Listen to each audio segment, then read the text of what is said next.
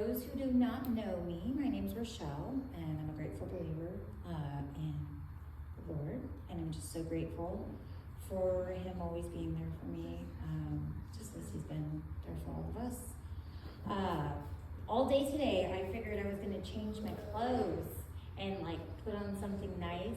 Because these are like the clothes I worked out in this morning and just went on with my day. And but I don't feel out of place, so I'm all good. So yeah.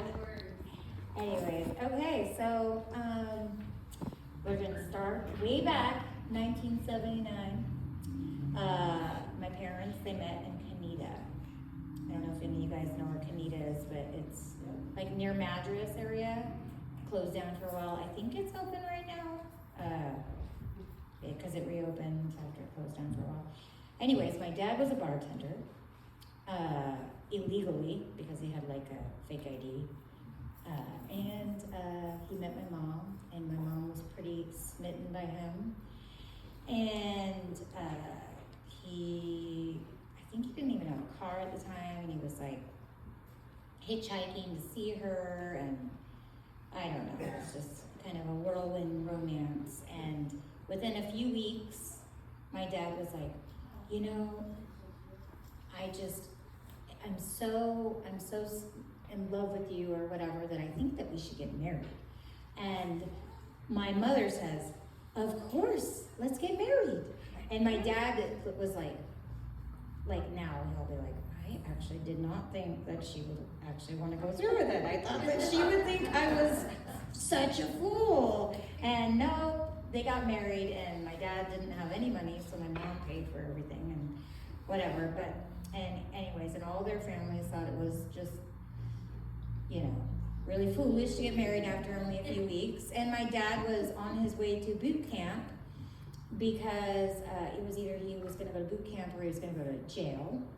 So, you know, his parents really were thinking that he was going to make something of his life at that point. And her parents were like, oh, wow, this guy seems like a real catch. But anyways, they ended up getting married, and then my dad joined the Marine Corps. And then he just really took to it really well, I guess. And after he joined the Marines, he ended up being stationed like multiple places, and we moved around a lot. And then my mom ended up becoming pregnant. And when she got pregnant, she decided she didn't want to go all over the place. She wanted to just be like with her parents, so she did that. And my dad ended up going to a foreign country, and I think she was a little afraid of like getting sick in a foreign country or whatever. And so then after that, the first 5 years of my life, I just moved from Marine base to Marine base to Marine base. I was stationed all over the place with my dad, not really building any sense of stability. And, you know, at that age, it's just kind of what I knew, right? But now as an adult, having gone through lots of psychology and parenting classes and things, I know that this didn't give me a sense of real security as a child, right? The moving kept up until I was about 8. And then my dad got out of the Marine Corps, and my parents bought a house in a small town called St. Louis, Oregon, which is outside of Woodburn. After that, I cannot really remember a time where my mom was not depressed or unhappy. Sometimes I felt like the unhappiness was my fault. And that's where I started to learn people pleasing and codependency skills. I worked hard to try to make my mom happy. It really started heavily with me around the age of 10, even though I'm sure it might have been younger, but that's when I can really remember it. I made sure the house was clean. I made sure my brothers were well taken care of. I made sure meals were being made. I made sure like everything was in place. And I thought that if I did all these things, that I would have a happier, healthier mom, and that life would be much better. However, I did not realize, of course, at this age, that her inability to leave the couch was not because of any of us. Not because of my dad, not because of me, not because of my brothers, but it was really due to a lack of healing, which was not my job to do for her. Anyways, I grew up in church, and that was one of the biggest blessings in my life. My parents teaching me the value of having a personal, close relationship with Jesus Christ. When I was 8 years old, I remember I was at a New Year's Eve party where a pastor was praying, and he asked me to come up, and I said, of course, okay, sure. And the pastor said, I see a vision of you speaking over a crowd of a lot of people someday. And he said, it would be something that I would be gifted at. And that it would be something that the Lord would call me to do. And I remember asking him if I was with my husband, like in this scenario or not. And he just kind of really didn't answer me, because maybe he didn't really know. But I just always assumed I was going to grow up, and I was going to speak, and I was going to lead people to the Lord. And I thought it would be with my husband. So I'm like, maybe I'm going to be called to be a missionary someday. I don't know. You know, what is the Lord calling for me? What is this person saying? I don't know. But I did know that, you know, Philippians 4:13, for I know the plans I have for you. I knew that he had some plans for me. I knew that my whole life. Well, fast forward many years, and then where I became a very codependent teenager, looking for love in all the wrong places, dating anyone who paid attention to me, one broken relationship after the other. I even sought for attention so far that I became an exotic dancer from the age of 19 to 21. Until at the age of 21, I became sexually assaulted by a man. And it was just definitely not the attention that I was looking for. And part of the reason I had became a dancer was to gain the attention of a man that I was fixating on, who always was after strippers for some reason. So I thought that if I became one, that he would give me the attention that I wanted and needed and whatever. I also thought that if I supported his drug habit, that he would give me the attention that I needed, you know, things like that. So as you can see, my people pleasing was really like coming into place, and I felt like I could never do enough to get that guy's attention. And after the assault, I decided I wanted to move away. And he had moved to California because we had had some rockiness in our relationship. But I decided if I moved to California that things were going to be better, and I was going to have a new start, and I was going to be away from, you know, the strip club I worked at, and away from my life at home that was, you know, messy. And anyways, and then so I was thinking I had this fresh start. This fear, it came from Satan, not from the Lord, of moving away, I feel like. God gives us a spirit, not of fear, but of power and love and self-control. 2 Timothy 1:7. So because of my fear and running away and isolating in California, I turned to alcohol instead of Jesus. I even stopped going to church. The relationship didn't last very long with that guy, and then I was just constantly in one relationship after the other relationship after the other relationship. 10 years of drinking and working, building a successful flower business, and finishing my undergrad degree while having a baby on my hip and a beer in my other hand. This child had a wedlock with an unbeliever, and he was a gambler and a drug addict, and I supported him until he ended up passing away in a drug-induced hike. He cleaned me out of my savings account. I had about $50,000 in savings that I was going to try to buy a house with. Clean me out. So anyways, after he died, I turned to alcohol even more, and then I turned to short-term relationship after short-term relationship to try to fill the hole in my heart. And it did not fill that hole though, and I continued to keep searching after these things until eventually I became pregnant, again, out of wedlock. And this, I was just finishing my bachelor's degree, and I was in the process of applying for law schools. And now, here I was, making my life a mess again. But the good news is I had started to go to church again and was seeking after my Heavenly Father. And I wasn't living a lifestyle necessarily that I should have been, but at least there was that. This lost, broken little girl decided now it was time to go back home to her mom and be with my earthly mom and father, but much to not my surprise, I guess, it was still the same.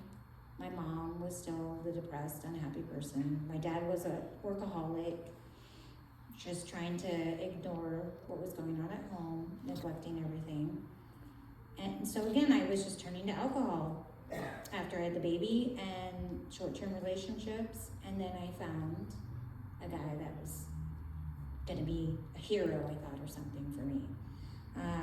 But the guy was not very kind to me from the day that I met him. And I eventually just cut him off. But then I started drinking and just sitting at home alone and crying. I had a single mom with 2 kids, and I felt just so broken and so lost, and that I didn't know what was gonna, who would love me after all the mistakes I'd made. And so I just kept reaching out to this guy that wasn't very kind to me. And eventually that guy ended up in jail. And when he went to jail, he had remembered that I had money in savings, that I had good credit. And so he talked me into bailing him out of jail.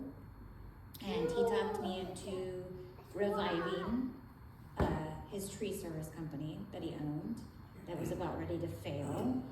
I came in and I bought out all this stuff, and I turned it around and turned it from a failing business to a $700,000-800,000 a year tree service company.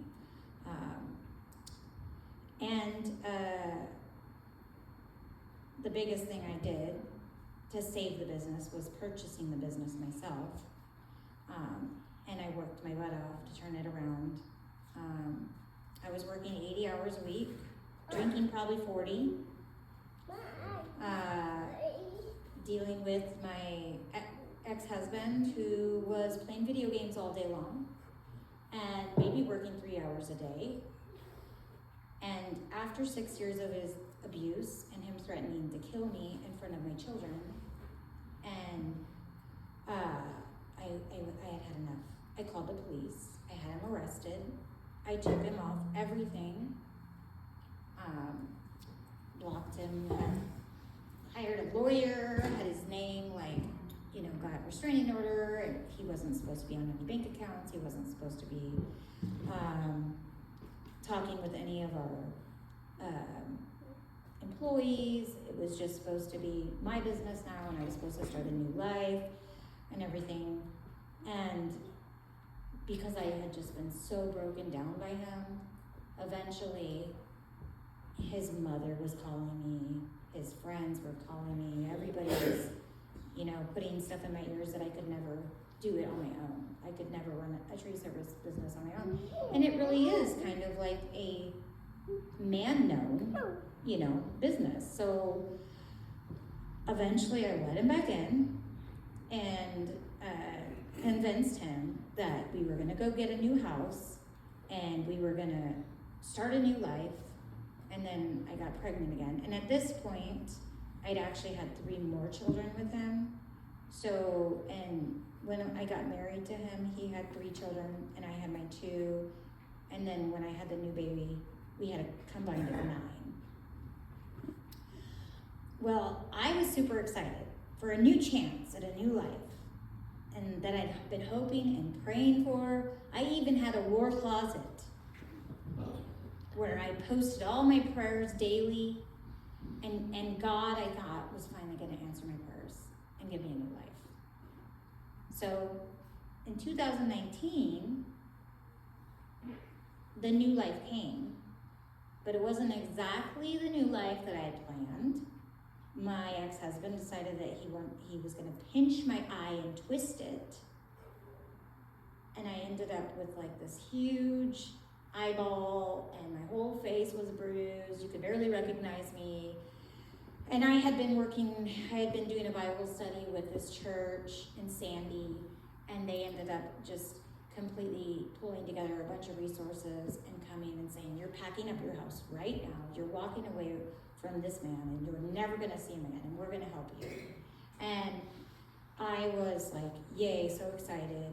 And they found me and the kids safe houses to live in, but it was a much bigger feat than they really knew, because I had 6 kids alone, and I had 3 stepkids that weren't coming with me, but I still had 6 children. So you can't stay in a shelter when you have 6 children. You can't get a hotel room because you have to have an adult present at all times. So you cannot, and they cannot split you up. So I think the church had kind of thought, oh, we're going to come in, we're going to help her out a little bit. All these organizations are going to help. It's just going to be just like, it's a clear shot, like everybody's going to want to help this lady. But people didn't know what to do. They didn't know how to help me. They didn't know what to do. So I ended up going from people's houses throughout the church and to people's houses. And then eventually I ended up getting an apartment. The church people had convinced me to let go of my business. We sold stuff, but it was like pennies on the dollar. So I barely had anything to live on. And I am in an apartment. I had like $1 million house, brand new cars, whatever. Then I'm in an apartment with like a really older car, but at least it was a reliable car. And I didn't know what to do. I had this failed tree service company. And I'm like, back in my college days, a long time ago, I waited tables. So I'll get a job waiting tables. So I went to Olive Garden and I got a job waiting tables. And then COVID hit. Literally a month into me getting a job, COVID hit. So my kids all got sent home. I got sent home. I didn't know what I was gonna do because I had just been self-employed, so I didn't know exactly how that worked, if I was gonna get unemployment or how I was gonna provide for us. I was down to like a couple $100 to my name. And so there comes my ex-husband again. He's gonna save me, everything's gonna be different, blah, blah, blah. And I was like, I don't know what else I'm gonna do. So I guess, yeah, come help me. So he comes in, and this time it was a little bit different because I wanted us to have separate finances. That was for sure. And he was paying all the bills. I didn't have to work. And I'm like, after all those years of me working my butt off, you can work and pay the bills. And anyways, and in between that, because of COVID, everybody ended up getting stimulus checks, and I put every stimulus check away because God told me I needed to. So about a year passes, and my ex-husband started getting all of these health problems, like one after the other. He kept getting cysts, like in his rear end, and like it was like he kept having, it was so horrible, he couldn't even sit, and he kept having to go in and get surgeries done. And then I was left alone with the kids, and he'd go and have surgeries, and this happened like 3 times. And on the 3rd time, I said, when he came home, he started giving me kind of some, saying some things about the house not being clean, but he didn't know that I had, because I decided when COVID happened that I wasn't gonna drink. Because I knew that if I drank during COVID, I'd probably die because I would just be sitting at home drinking all the time. So I decided to quit drinking. So, but when he had gone the third surgery, I decided I needed a break. So I was gonna drink. But for me, I don't just drink one night, I drink for 3 weeks. 3 weeks of my life's gone, or whatever. So he comes home, I'm drinking. I don't want him to know that I'm drinking. So I made up a reason, and him saying that the house wasn't that clean, I was like, well, you need to get out of here then, because you never helped me with the house anyways, and I just started a big fight. So he left, and it was 3 days before his birthday. His birthday was March 20th. So I talked to him back and forth, but I was still drinking. So I wasn't like trying to get him to come home, because I didn't want him to come home and find out I was drinking and like him become abusive to me or whatever. And so, and he was kind of like, it's kind of funny how you're not like asking me to come home yet. You know, don't you miss me? You know, whatever, blah, blah, blah. And I was like, oh, maybe, you know, but I'm not ready yet or something, and whatever. Anyways, I was sitting in my car and I was drinking, and my daughter came inside of my car and she told me, Mom, please, don't let him come home. Don't let him come here anymore. And I said, why? Why don't you want him to come here? And she said, because he hurts me, Mom. And I said, what do you mean he hurts you? And she says, he hurts me. And I'm like smacks you, punches you? What do you mean? And then she says, no, Mom, he hurts me in ways that a dad shouldn't hurt their daughter. And I was like, oh my gosh, I can't even process this. I don't even know. And so I called my dad, and my dad's brother is a DA. And so my dad called his brother, and his brother ended up calling the police. And I was drinking and not very happy that the police were coming, given that I was drinking. And I didn't want them to know I was home alone with 6 children under the influence of alcohol. Not that, I mean, it could have been way worse. But anyways, I knew that I had to leave. Because I knew that if I did not leave, that he was gonna come and he was gonna probably kill us. So, and I told my dad that, which my dad thought I was being kind of dramatic, but I'm like, you don't know this man. I know this man. And anyways, I stayed in hotels for a little bit until one of my friends in Blodgett said that I could sleep on her floor with my children.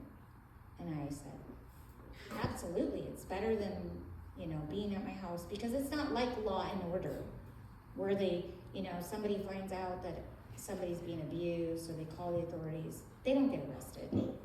They have to go through lots of questioning, lots of investigations. They have to, it's a long process. It doesn't just happen, nothing happens with the person overnight. And actually, in the questioning phase and all the things, he ended up actually running from the law. So anyway, so I'm sleeping on this floor in Blodgett, and I decided that I really loved the area. And then my friend started helping me look for houses and stuff, and I ended up finding a place in Philomath. And then a little after, I found a church. It's called New Life Fellowship, and that church, they were doing a Bible study called Breaking Free.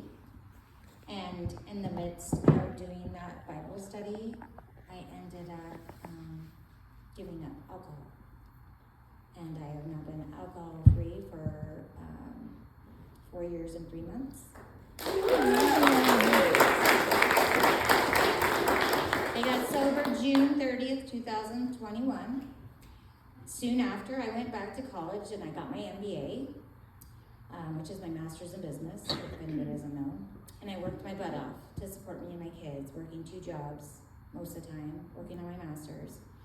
said I had a hiccup in 2023 when I began relying on broken relationships again, and I ended up marrying a schizophrenic man who would not take his medication, and he kind of believed he was a prophet and all kinds of stuff, and it was, you know, like, it kind of played into that vision of me as a little girl, like, oh, maybe I'm gonna meet this guy who's gonna be a pastor or something, you know, but it didn't end up panning out, and it was unfortunate. But now I haven't had a relationship today for 9 months. I am really working on my codependency skills, and I'm working on building my relationship with Christ. I also go to Mid Valley Fellowship. I've done Mending the Soul. I did Clean Heart 1. I'm working now on Clean Heart 2, so that I can work on my love addictions, because I don't want to put myself and my children in another bad situation. And God told me to spend a year alone. Like I said, it's been 9 months today. I'm just waiting to see what he has next. I'm also working on my PhD right now, and I have a goal of becoming a professor at Corbin.